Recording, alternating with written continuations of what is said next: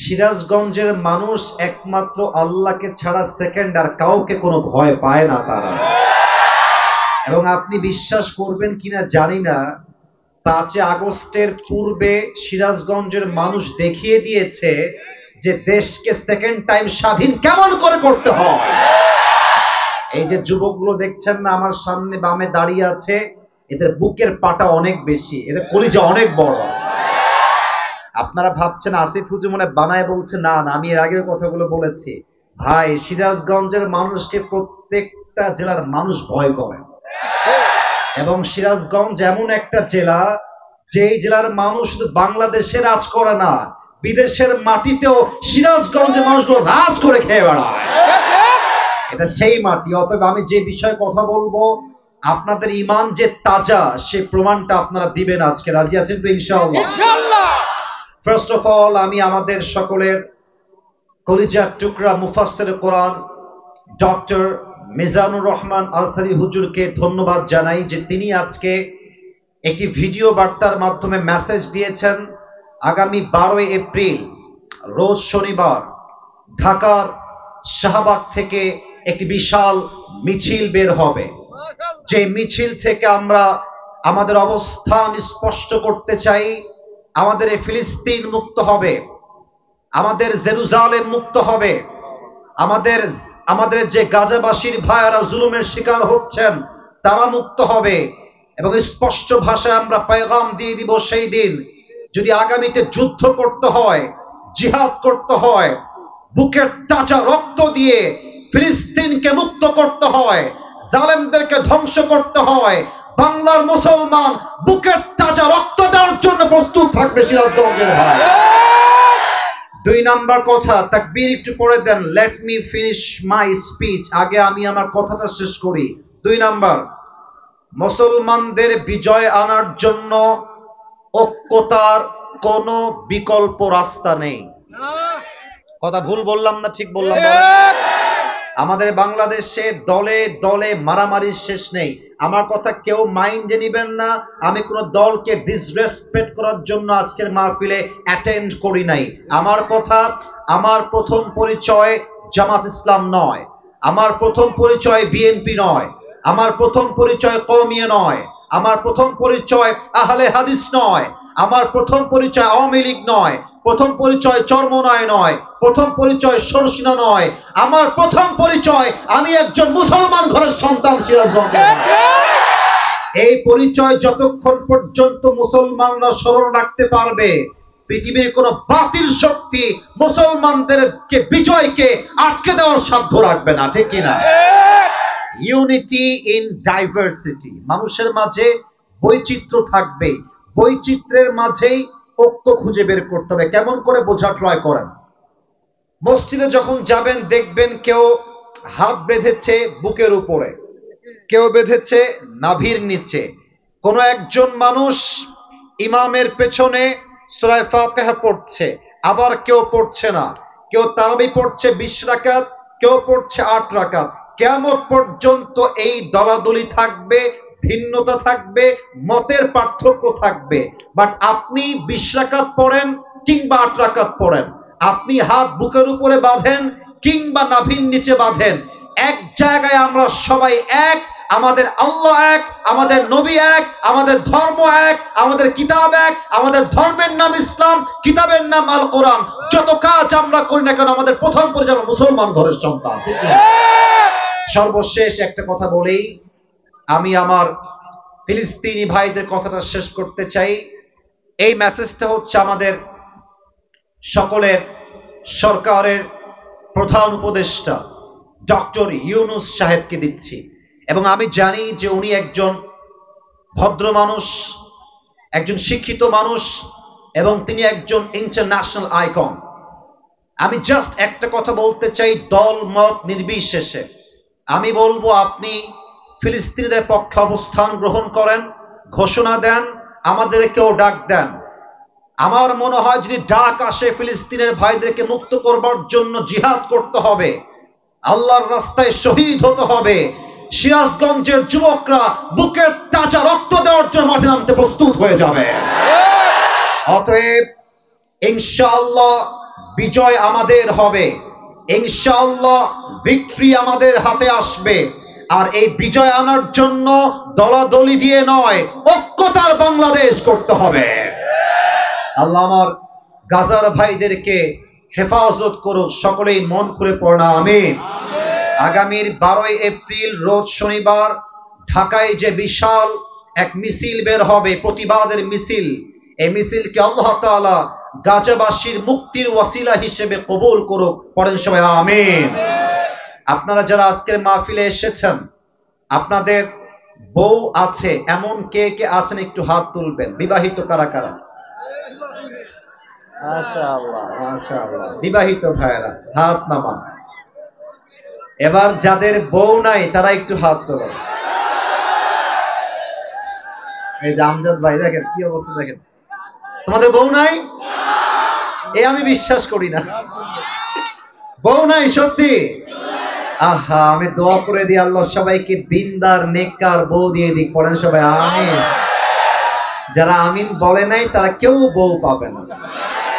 আরেকবার জোরে সোরে কোন আমিন। আসলে ঈদ তো গেল যুবক ভাইরা, কিন্তু সত্য কথা হচ্ছে ঈদের যতই আনন্দ মানুষ করুক না কেন, বউ ছাড়া ঈদ আসলে কোনো ঈদই হতে পারে না যুবক ভাই। অতএব আমার অ্যানাউন্সমেন্ট শুরুতেই দিচ্ছি আমার মুরব্বীদের জন্য, মায়েদের জন্য, আগামীর ঈদ আসবে, কুরবানিদের যুবকদের সিঙ্গেল দিয়ে হবে না, বউদের যুবকদের ঈদ হবে। আল্লাহ সবাইকে সেরকম দিনদার মেয়ে পাওয়ার তৌফিক দান করুক, পড়েন সবাই আমিন। আমরা আর কোনো বাড়তি কথা বলতে চাই না, সোজা তাফসীরে ঢুকে যেতে চাই। তবে তাফসীর করার পূর্বে আমরা সবাই মিলে 3টা তাকবীর দিব। প্রথম তাকবীর দিবেন আমার প্রিয় বিবাহিত ভাই যারা এসেছেন তারা, সেকেন্ড তাকবীর দিবেন আমার প্রিয় সিঙ্গেল ভাইরা। আমি দেখতে চাই কার গায়ের জোর আজকে কত বেশি। বিবাহিত আব্বাজান, বিবাহিত যুবক ভাইরা একটু কাশি দেন। বাবারে বাবা, সাউন্ড কি রে বাবা। আচ্ছা, বিবাহিত ভাইরা আরেকবার কাশি দেন। সিঙ্গেল ভাইরা কিপ কোয়াইট, চুপ থাকবেন। বিবাহিত ভাইরা জাস্ট তাকবীর দিবেন, আমি নাম্বার দিব, দেখা যাক কে কত নাম্বার পায়। বিবাহিত ভাইরা লিল্লাহি তাকবীর, অ্যামেজিংলি অ্যাপ্রিশিয়েটেড। আপনারা নাম্বার পেয়েছেন 75। আচ্ছা ঠিক আছে, it's time for the single people, যাদের বউ কেউ নাই, জীবনটাই ফাঁকা, জীবনটাই শূন্য, জীবনটাই বৃথা। সিঙ্গেল ভাইরা কাশি দাও একটা, দেখা যাক নাম্বার কারা বেশি পায়। সিঙ্গেল ভাইরা তাকবীর দিবেন, বিবাহিত ভাইরা নীরবতা পালন করবেন। সিঙ্গেল ভাইরা নারে তাকবীর। বিবাহিত ভাইরা আমাকে মাফ করে দিবেন, আজকে আমার সিঙ্গেল ভাইরাই পাস করেছে, ঠিক কিনা বলেন? আচ্ছা যাই হোক, जो हो गया उसके बारे में सोचना नहीं है मेरे दोस्त। এবার আমরা সবাই মিলে একটা লাস্ট তাকবীর দিব এমন জোরে যে আমি আসিফ হুজুর তাকবীরের ঠেলায় স্টেজ ভেঙে উল্টে নিচের দিকে পড়ে যাব। দেখা যাক গায়ে কত জোর আছে। সবাই মিলে একটা কাশি দেন। মিডিয়ায় রেকর্ড হচ্ছে, কালকে সিরাজগঞ্জের মাহফিল পুরো বাংলাদেশে ছড়িয়ে যাবে। আমি চাই তাকবীরের সাউন্ড এত জোরে হবে, প্রত্যেক জেলার মানুষ বলতে বাধ্য হবে সিরাজগঞ্জের সন্তান কেউ কাপুরুষের সন্তান নয়, সব বীর পুরুষের সন্তানগুলো আমার সামনে বসে আছে।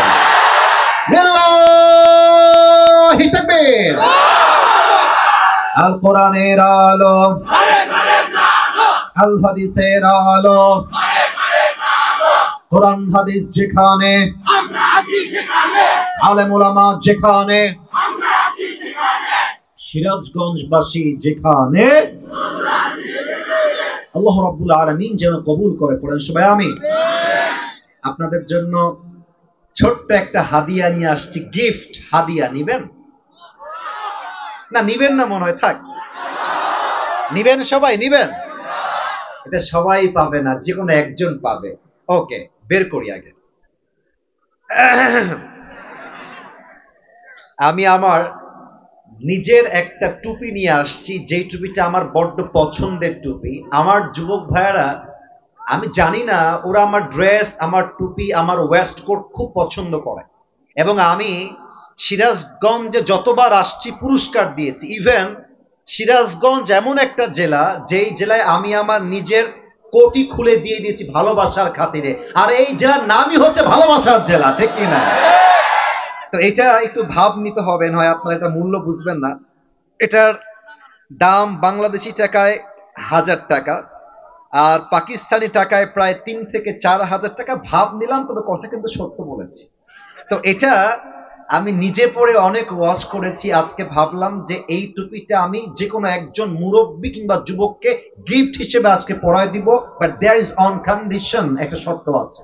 শর্ত হলো কোরআন থেকে হাদিস থেকে আমরা 3টা সাবজেক্টকে হাইলাইট করব। যদি কোনো মুরব্বী কিংবা যুবক এই পয়েন্টগুলোকে মেমোরাইজ করতে পারে, মুখস্থ করতে পারে এবং শেষে গিয়ে উত্তর করতে পারে, এই টুপিটা তাকে আমরা গিফট দিব। রাজি আছেন?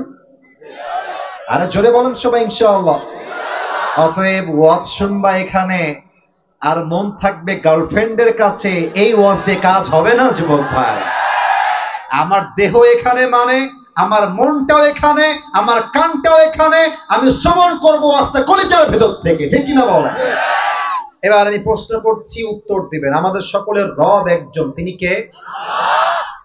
এটা সিরাজগঞ্জের সাউন্ড হয় নাই, আরেকবার। আমাদের সকলের রব কে? আমাদের সকলের ধর্মের নাম কি? 3 নাম্বার প্রশ্ন, আমাদের সকলের ধর্মীয় কিতাব হচ্ছে একটা, কিতাবটার নাম? শেষ প্রশ্ন, এই উত্তরটা আমি সবার থেকে আওয়াজ করে শুনতে চাই। আমাদের শেষ নবী হচ্ছেন মুহাম্মাদুর রাসূলুল্লাহ সাল্লাল্লাহু আলাইহি ওয়াসাল্লাম। এবার বলেন তো, আল্লাহ কি শুধু আমাদের না সবার? কোরআন কি আমাদের না সবার? ইসলাম কি আমাদের না সবার? আমাদের নবী কি শুধুই আমাদের না সবার?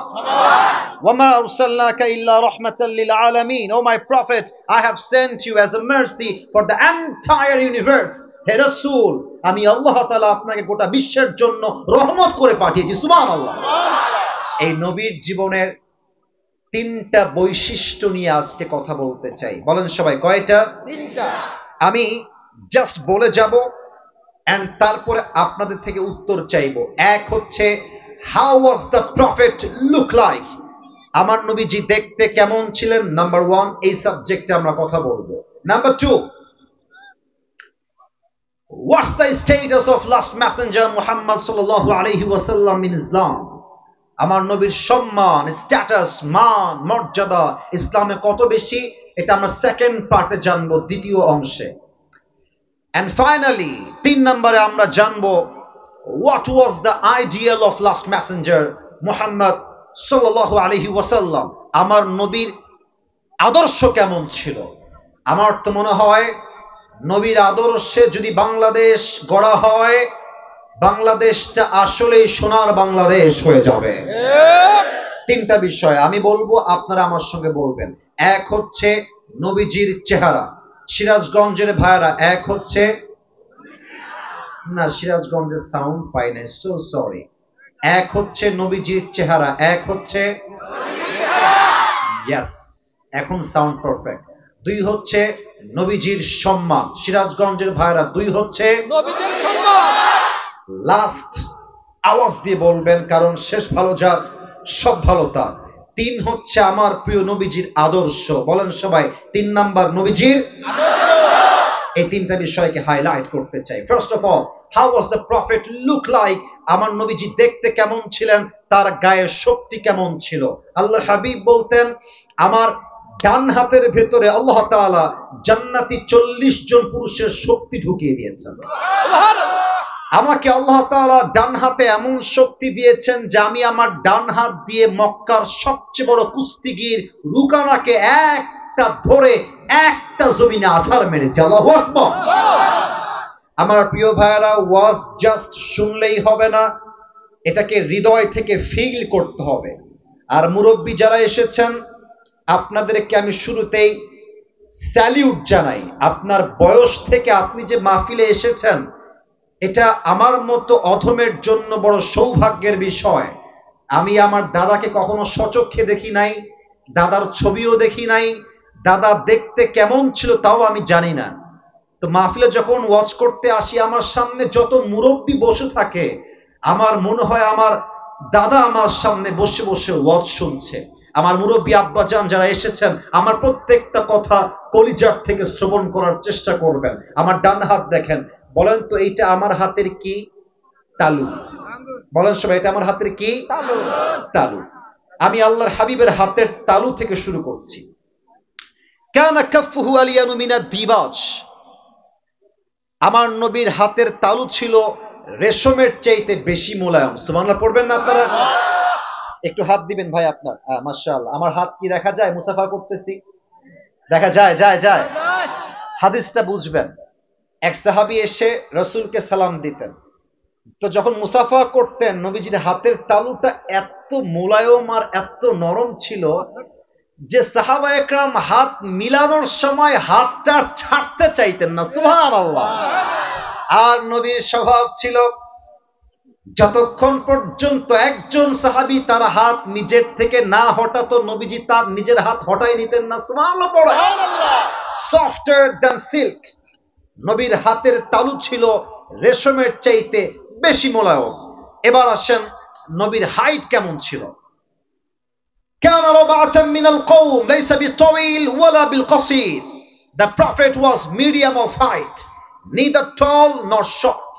আমার নবীজি খুব বেশি তাল গাছের মতো লম্বা ছিলেন না, আবার গুঠুও ছিলেন না।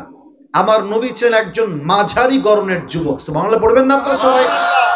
দেখবেন খুব বেশি লম্বা হইলে তাল গাছ লাগে, দেখতে সুন্দর লাগে না। আবার খুব বেশি গুটু হইলে মেয়েরা বিয়ে করতে চায় না। কথা ভুল বললাম না ঠিক বললাম? বলেন। আমার নবী খুব বেশি লম্বাও না, আবার বাঠুও না। হি ওয়াজ মিডিয়াম অফ হাইট। আমার নবীর দেহের গঠন ছিল মাঝারি সাইজের গঠন। সুবহানাল্লাহ। 3, আমার নবীর গায়ের চামড়ার রং কেমন ছিল? হাদিসটা শুনবেন। কানা আযহারাল্লাহ, আমার নবীর গায়ের চামড়ার রং ছিল লাবণ্যময় সুন্দর। সুবহানাল্লাহ।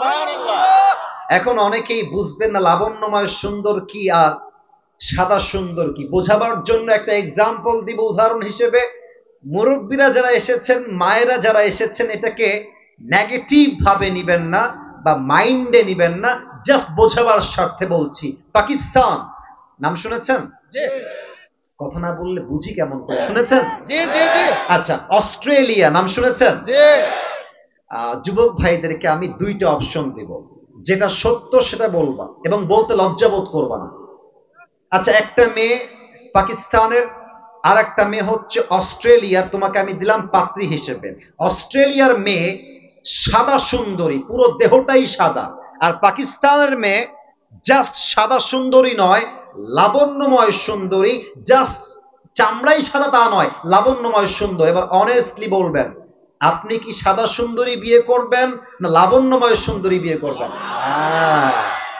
আল্লাহর হাবিব বলতেন, আনা মালিহুন ওয়া আখি ইউসুফ সাবিহুন, আমি হলাম লাবণ্যময় সুন্দর আর আমার ভাই ইউসুফ হলো সাদা সুন্দর। এবার বলেন তো, সাদা সুন্দর বেশি সুন্দর না লাবণ্যময় সুন্দর বেশি সুন্দর?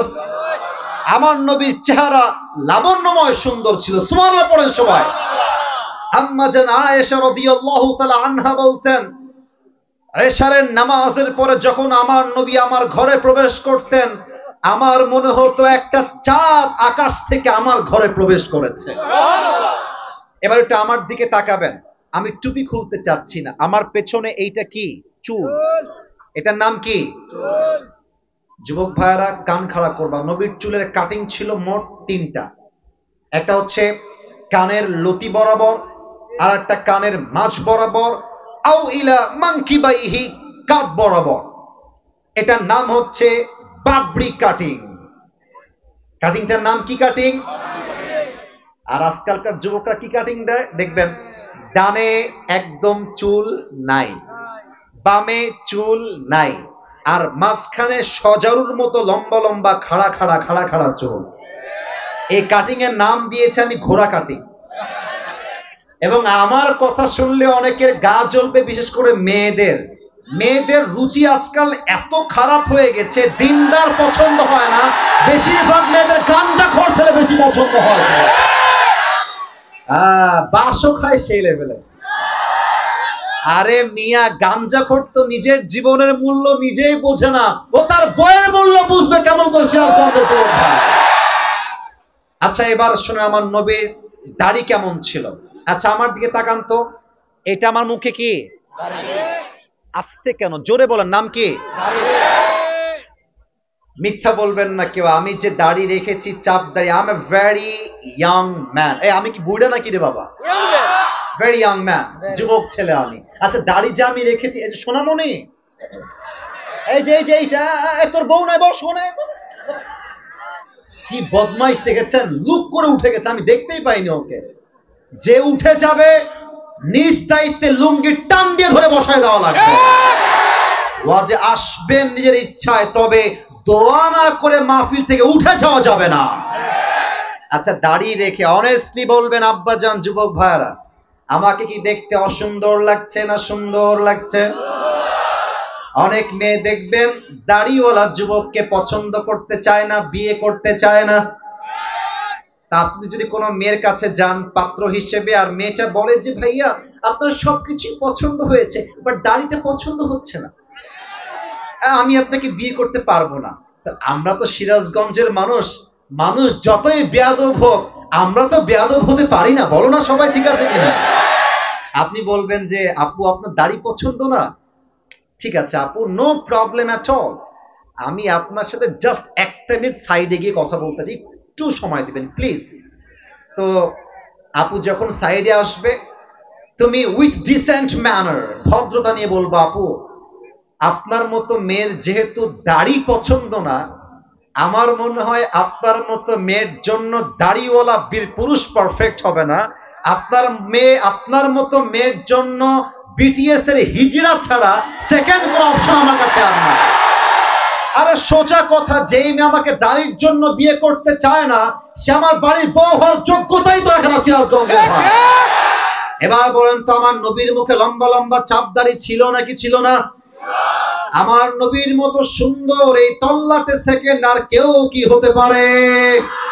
চাঁদের চেয়ে সুন্দর তুমি, নবী আমার কমলিওয়ালা, দো জাহানের বাদশাহ তুমি, প্যারা নবী সাল্লে আলা, দো জাহানের বাদশাহ তুমি, প্যারা নবী সাল্লে আলা, চাঁদের চেয়ে সুন্দর তুমি, নবী আমার কমলিওয়ালা। সুবহানাল্লাহ পড়বেন না আপনারা? এবার বলেন তো, যে হাদিসগুলো শুনলেন আপনাদের কি মনে হয় আমার নবী কি দেখতে শুধুই সাধারণ না অসাধারণ? আমার নবী দেখতে জাস্ট সুন্দর না অনেক বেশি সুন্দর? সেই নবীর উম্মত হতে পেরে আমরা সবাই খুশি না বেজার? সকলেই জবান খুলে পড়েন আলহামদুলিল্লাহ। এক নাম্বারকে এখানেই শেষ করলাম, তাকবীর দিবেন জাস্ট গ্যাপ দেওয়ার জন্য। আমি 1 থেকে 3 গুনবো, মাইন্ডসেটকে কুল করবেন, নিজেকে স্থির রাখবেন। 1, 2, 3, নারায়ে তাকবীর। 2 নাম্বার হচ্ছে আমার নবীজির সম্মান। আমি যদি সবাইকে প্রশ্ন করি সিরাজগঞ্জের উল্লাপাড়ার এই মাটিতে, যে ভাই বলেন তো আপনার জীবনের সবচেয়ে বড় নিয়ামত কি? অনেকেই বলবেন আমার জীবনের সবচেয়ে বড় নিয়ামত হচ্ছে আমার মা। অনেকে বলবেন আমার জীবনের সবচেয়ে বড় নিয়ামত হচ্ছে আমার বাবা। অনেকে বলবেন আমার জীবনের সবচেয়ে বড় নিয়ামত হচ্ছে আমার এই 2 চোখ। এই 2 চোখ দিয়ে I can see everything in this world. এই দুনিয়া সবকিছু আমার 2 চোখ দিয়ে আমি দেখি। অনেকে বলবেন আমার জীবনের সবচেয়ে বড় নিয়ামত হচ্ছে আমার এই 2 হাত। এই 2 হাত দিয়ে আমি কাজ করি বিধায় আমার পরিবার চলে, আদারওয়াইজ আমার পরিবার চলতো না। এটা আমার জীবনের সবচেয়ে বড় নিয়ামত। অনেকে বলবেন আমার জীবনের বাড়ি আমার নিয়ামত, গাড়ি নিয়ামত, বউ নিয়ামত, সন্তান নিয়ামত। আল্লাহ বলছেন বান্দা, নো, এটা তোমার জীবনের সবচেয়ে বড় নিয়ামত নয়। এবার বান্দা বলছে, আল্লাহ আমার জীবনের সবচেয়ে বড় নিয়ামত কি? আল্লাহ তুমিই বলে দাও। এবার আল্লাহ জবাব দিচ্ছেন 4 নাম্বার পারার 10 নাম্বার পৃষ্ঠা, সূরাত আলে ইমরানের 164 নাম্বার আয়াত। আল্লাহ রাব্বুল আলামিন বলছেন, লাকাদ মান্নাল্লাহু আলাল মুমিনিনা ইয বা'আথা ফীহিম রাসূলা। আল্লাহ বলছেন, বান্দা তোমার জীবনের সবচেয়ে বড় নিয়ামত তোমার মা নয়, তোমার জীবনের সবচেয়ে বড় নিয়ামত তোমার বাবা নয়, ভাই নয়, বউ নয়, বাচ্চা নয়, গাড়ি নয়, বাড়ি নয়, সম্পত্তি নয়। আমি আল্লাহ যা বলছি খুব মন দিয়ে শুনবা। তোমার জীবনের সবচেয়ে বড় নিয়ামত হলো আমি আল্লাহ রাব্বুল আলামিন তোমাকে শেষ নবীর উম্মত করে দুনিয়াতে পাঠিয়ে দিয়েছি। সুবহানাল্লাহ। This is the biggest mercy, blessing and bounties that Allah has given you in this worldly life. বান্দার জীবনে নবীর উম্মত হওয়ার মতো আর বড় সৌভাগ্যের বিষয় সেকেন্ড আর কিছুই হতে পারে না, ঠিক কিনা বলেন? এবার আমি 4টা প্রশ্ন করব সবাইকে, আশা রাখবো ভুল উত্তর কেউ দিবেন না, বাট উত্তরটা জোরে চাই, আর ভয় পাবেন না। আরে ভাই, আপনারা আমার ভালোবাসার মানুষ, আশা রাখবো আমিও আপনাদের ভালোবাসার মানুষ। আর ভালোবাসার ক্ষেত্রে কোনো ভয় হয় না, ভালোবাসার ক্ষেত্রে শুধু ভালোবাসাই চলে, ঠিক কিনা বলেন? আচ্ছা বলেন তো, আমার নবীর বাবার নাম কি ছিল? আব্দুল্লাহ। অনেকে ভয় পেলেন, কেন ভয় পাবেন? বলেন নাম কি ছিল? আব্দুল্লাহ। আচ্ছা, 1 নাম্বার প্রশ্ন শেষ। 2 নাম্বারে প্যাচ খাবেন না, একটু বুঝে বলেন, নবীর দাদার নাম কি ছিল? Abdul Muttalib. বলেন সবাই আব্দুল মুত্তালিব। নবীজির মায়ের নাম কি ছিল? আমিনা। মাশাআল্লাহ। আমি একটু আওয়াজ কম পেলাম কেন গো ভাই? নবীজির মায়ের নাম কি ছিল? আমিনা। শেষ প্রশ্ন, নবীর চাচার নাম কি ছিল? আবু তালেব। নবীর বয়স যখন মাত্র 8 থেকে 9, কিশোর, একজন কিশোর মানুষ বসে আছেন চুপচাপ বারান্দায়। এই হাদিসগুলো বলার সময় আমার কি হয় জানেন? আমার কথা বলছি, আপনাদের কথা না। আমার এই পশমগুলো দাঁড়িয়ে যায় যে আল্লাহ নবীর সম্মানকে এতটা বেশি দিয়েছে যে নবীর সম্মানকে আল্লাহ আকাশ বাতাস ছাপিয়ে, সাত আকাশ কাঁপিয়ে আল্লাহ নবীর সম্মানকে আরশ পর্যন্ত পৌঁছে দিয়েছে। সুবহানাল্লাহ। আবু তালেব আসছে নবীর কাছে, এসে বলছে, ভাতিজা তুমি যে কোনো সাধারণ মানুষ নও, তুমি যে এক অসাধারণ মহামানব, এটা কিন্তু তোমার জন্মের পর থেকেই আমি জানি। সুবহানাল্লাহ পড়বেন না আপনারা? তো নবীজি বলতে, চাচা কি জানেন, কি শুনেছেন আমাকে বলেন তো চাচা, কি শুনেছেন? চাচা বলছে, মুহাম্মদ আমি জাস্ট শুনি নাই, আমি তোমার সম্মান আমার চোখের সামনে দেখেছি। পড়েন সবাই আল্লাহু আকবার। চাচা কি শুনেছেন তাই বলেন, কে বলেছে আপনাকে? বলছে, মুহাম্মদ তোমার সম্মানের কথা অন্য কেউ বলে নাই, তোমার গর্ভধারিণী মা আমাকে তোমার সম্মান সম্পর্কে অবহিত করেছে। কি বলেছে চাচা আমাকে বলেন? মুহাম্মদ, একটা বাচ্চা যখন মায়ের গর্ভে আসে, 10 মাস 10 দিন যাবত মা বাচ্চাকে নিয়ে চলতে পারে না, হাঁটতে পারে না, খেতে পারে না, আরাম করে ঘুমাইতে পারে না। বাট যখন থেকে তুমি তোমার মায়ের গর্ভে এসেছো, গর্ভে আসার থেকে নিয়ে শুরু করে ডেলিভারি পর্যন্ত তোমার মায়ের পেটে একটা মুহূর্তের জন্য তোমার মা ব্যথা অনুভব করে নাই। সুবহানাল্লাহ। আচ্ছা, আপনারা যারা মুরব্বীরা আছেন খুব ভালো করে বুঝবেন, এখন তো ট্যাপ আছে, তারপরে হচ্ছে আপনার চাপকল আছে না, টিউবওয়েল আছে না, টিপ মারলে পানি বের হয় আর ট্যাপ ঘুরাইলেই পানি বের হয়। বাট মুরব্বী যারা এসেছেন তারা বুঝবেন, আগে ট্যাপও ছিল না, কুয়াও ছিল। শুধু কি ছিল ভাই? শুধু কুয়া। ট্যাপ কিংবা টিউবওয়েল কিছুই ছিল না। তো আমরা পানি তোলার জন্য 2টা জিনিস আনতাম, এক হচ্ছে বালতি আর এক হচ্ছে, এই যে কথা না বললে বুঝি কেমনে, এক হচ্ছে বালতি আর এক হচ্ছে। মুহাম্মদ, যখন তুমি তোমার মায়ের গর্ভে ছিলে, তোমার মা কুয়ার থেকে পানি তোলার জন্য বালতি আর রশি নিয়ে গিয়েছে। আর সেই দিন কুয়ার পানি তোলার জন্য রশি ফেলতে হয় নাই, কুয়ার পানি তল থেকে অটোমেটিক উপরের দিকে উঠে চলে আসছে। সুবহানাল্লাহ। ও চাচা, আপনি আর কি কি শুনেছেন? আবু তালেব ডাক দিয়ে বলছে, ইয়া মুহাম্মদ, যখন তুমি তোমার মায়ের গর্ভে ছিলে, তোমার মা তোমাকে গর্ভে ধারণ করে রাস্তায় বাহিরে বের হয়েছে হাঁটার জন্য। রাস্তায় প্রচন্ড তাপ, রোদের প্রখর তাপে মানুষের মাথার মগজগুলো টকবক টকবক করে ফুটছে। বাট তুমি তোমার মায়ের গর্ভে আছো, তোমার মা বাহিরে বের হয়েছে, বাহিরে বের হওয়ার সাথে সাথেই রোদের তাপ কমে একটা মেঘের ছায়া এসে তোমার মায়ের মাথার উপরে দাঁড়িয়ে গিয়েছে এবং ছায়া দেওয়া শুরু করে দিয়েছে। চাচা আর কি শুনেছেন? আপনারা তো গ্রামের মানুষ, আমিও গ্রামেরই ছেলে, এটা আমরা প্রাউড ফিল করি।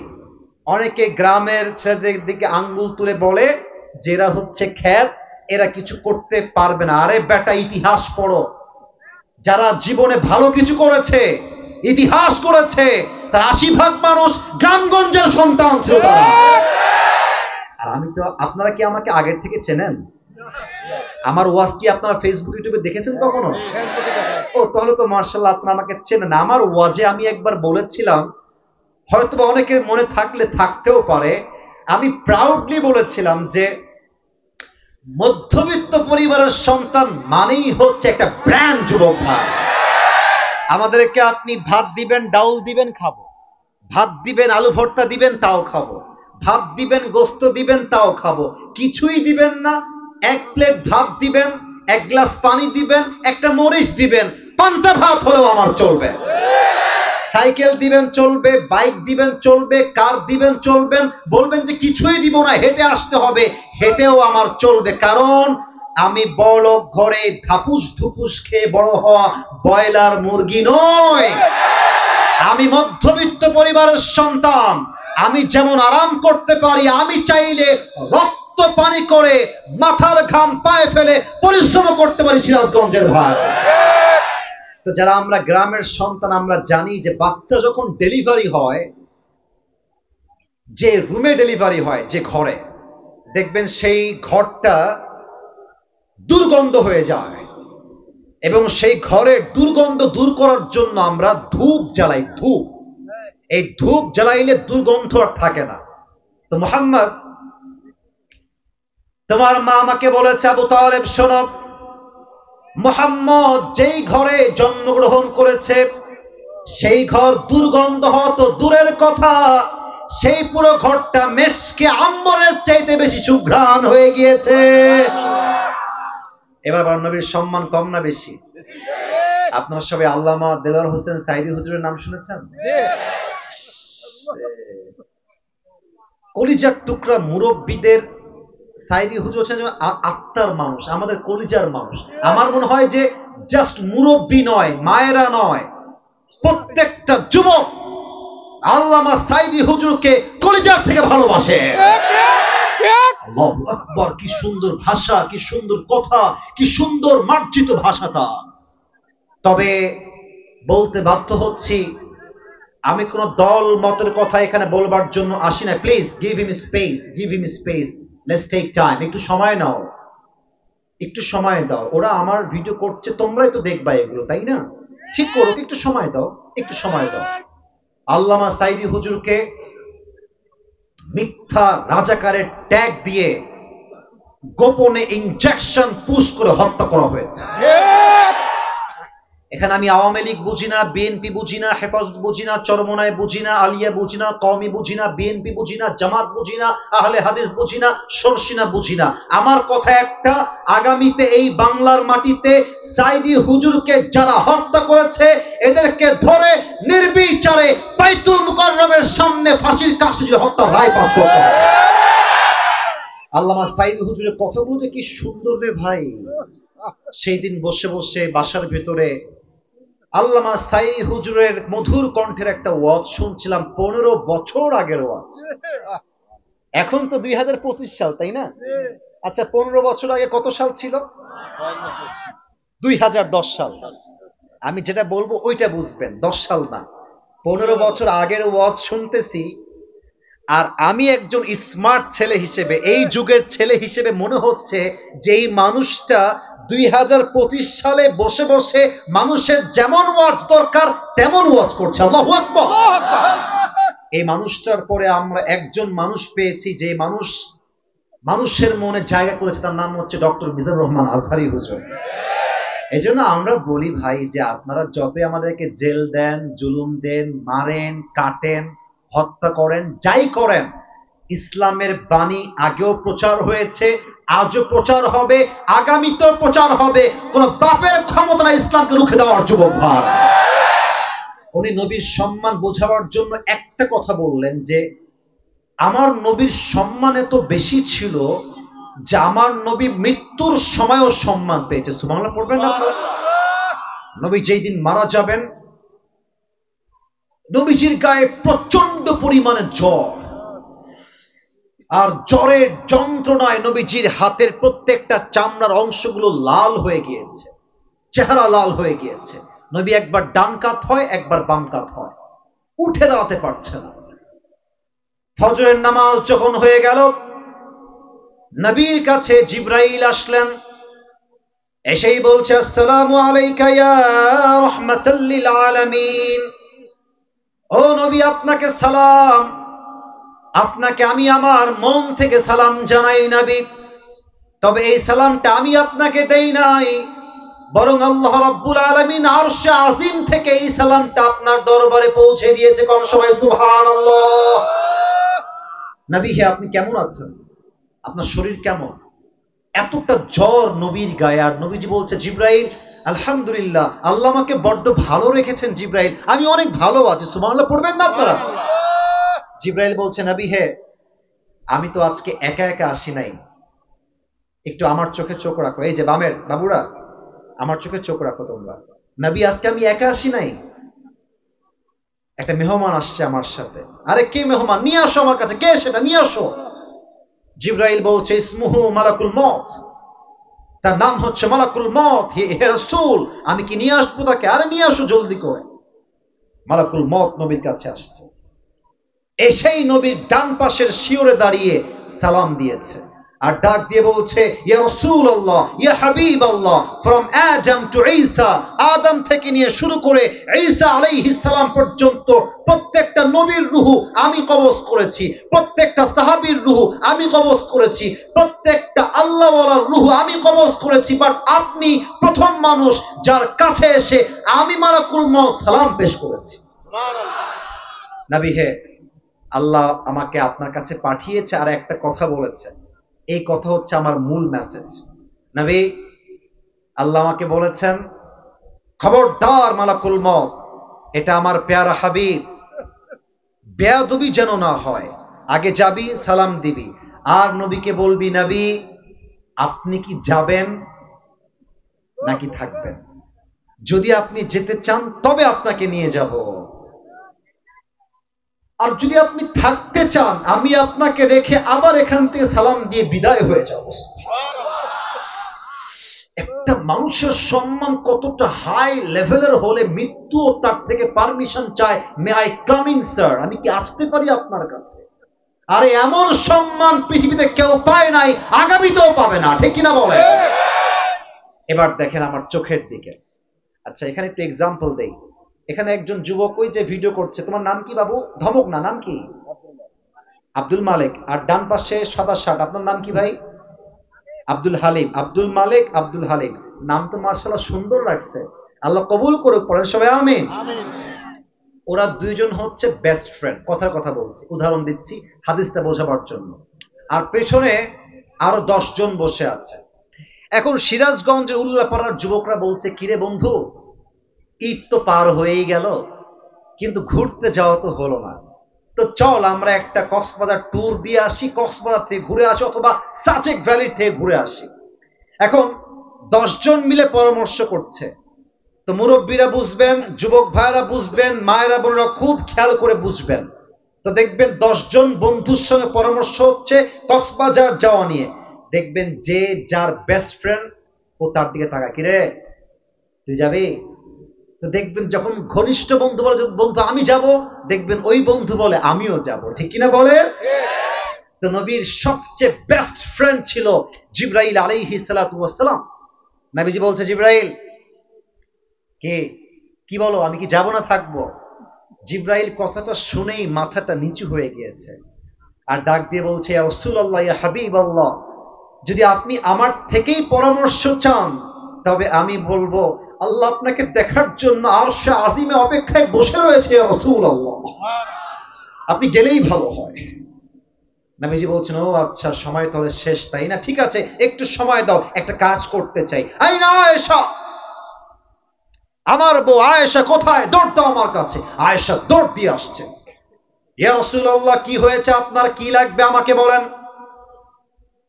আল্লাহর হাবিব ডাক দিয়ে বলছেন, আয়েশা, তোমাকে আমি কয়েক টুকরা স্বর্ণের চেইন দিয়েছিলাম, স্বর্ণের টুকরা দিয়েছিলাম, সেই স্বর্ণগুলো কোথায়? আয়েশা ডাক দিয়ে বলছেন, ইয়া রাসূলুল্লাহ, ইয়া হাবিবাল্লাহ, যত্নের সঙ্গে আমি রেখে দিয়েছি, কি দরকার আমাকে বলেন। আল্লাহর হাবিব বলছেন, আর দেরি করতে চেও না, এখনই সমস্ত স্বর্ণের টুকরা এই মুহূর্তে আল্লাহর রাস্তায় দান করে দাও। দান কেন করবো না? থাক না, আমার কাজে দিবে, ফাতেমার কাজে দিবে, আলীর কাজে দিবে, থাক না। ও সিরাজগঞ্জের ভাইরা, দেখেন তো হাদিসের কত সুন্দর কথা। আল্লাহ রসুল বলছেন, আমি আল্লাহর সঙ্গে সাক্ষাৎ করতে চাই এমন অবস্থায় যখন আমার কাছে এক চুল পরিমাণ কোন সম্পদ থাকে নাই। আল্লাহকে বলবো, আল্লাহ দেখো, দুনিয়ায় যাওয়ার সময় খালি হাতে গিয়েছিলাম, তোমার কাছে ফিরেও আসছি খালি হাতে, একমাত্র তুমি ছাড়া পৃথিবীতে কাউকে রেখে আসি নাই। মৃত্যুর সময় মালাকুল মত অনুমতি চায়, নবী আমি আসবো নাকি আসবো না। আর এই নবীকে ভালো না বাসলে মেসি আর নেইমারকে আমি ভালোবাসবো কেমন করে? মুসলমান যুবক ভাইরা, ঠিক কিনা বলো?